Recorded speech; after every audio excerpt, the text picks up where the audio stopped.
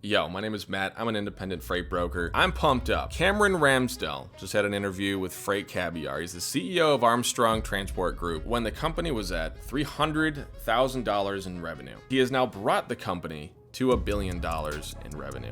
Clearly, the guy knows what he's doing. I think there's a lot to learn from him. He did an hour-long interview with them, and I picked apart a lot of just the juicy stuff. So let's dive into that stuff. So here's his daily life. He's waking up at 6:30 a.m. He's dropping his kids off, his two girls off at school, and he's starting work at 7:45 a.m., which is wild to me because let's say for people like me who live on the West Coast and I have a lot of East Coast customers, I have emails that I need to respond to very early because I can't have my customers waiting several hours and they've already been at work for like half the day and they're just waiting for me to wake up. So clearly this guy has set some boundaries. He's also on the more strategic side than I am. He's running $1 billion freight brokerage. He clearly has some standards for his personal life and his work life. One of the things that he mentions for his daily life, not just like his monthly life, or like just stuff that happens randomly throughout the year, is that he travels very frequently.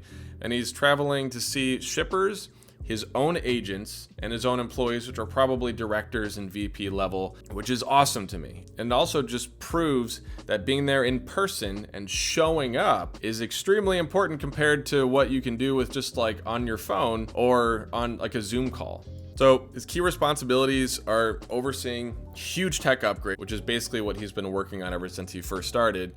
And it sounds like that's about 75% done. So it's obviously been a huge tech overhaul. I'm sure there's a lot of AI involved in that. And then he's mentioning managing relationships again between shippers and agents and carriers. And one thing that I thought was awesome is that he said anyone who can leave is someone you have to win over every single day. Again, like if you're just using your phone or just going the easy route and you're not there in person, you're not showing up, people will leave the company. So if you own your own freight brokerage, maybe you're meeting up with them for coffee, or you have like at least some type of daily meeting. So you're with them face to face, you're building that rapport on a daily basis. You're just maintaining that relationship just to show that you care. The next up is his leadership style. What's interesting is that he says, take care of your people first and also make sure you're actively listening, because he admitted that he's actually a really bad listener. Because normally if you're a CEO, you're not admitting to this stuff to the world. He's on a podcast, and obviously he's transparent enough to be able to tell the world that he is a horrible listener. And I think that's amazing for him to be able to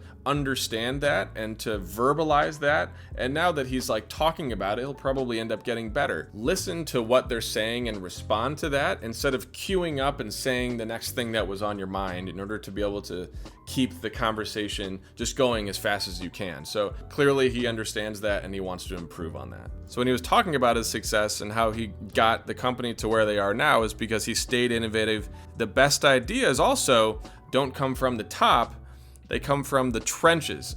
He's listening to the team, he's implementing their ideas, and he's just keeping everyone engaged together. He also mentioned that his agent turnover is extremely low because he prioritizes their satisfaction within the company. One of the challenges he faced, and I think it's not something that necessarily we have to focus as much on because we don't have $1 billion freight brokerage, but he said that if you scale too much, then your service quality can go down. So it's trying to find that happy medium he mentioned, and that growth is great, but if you lose your edge on service, it's all for nothing. So he pretty much ended challenges with, if something isn't working, we can either fix it or just stop doing it altogether. It's simple, but I like it.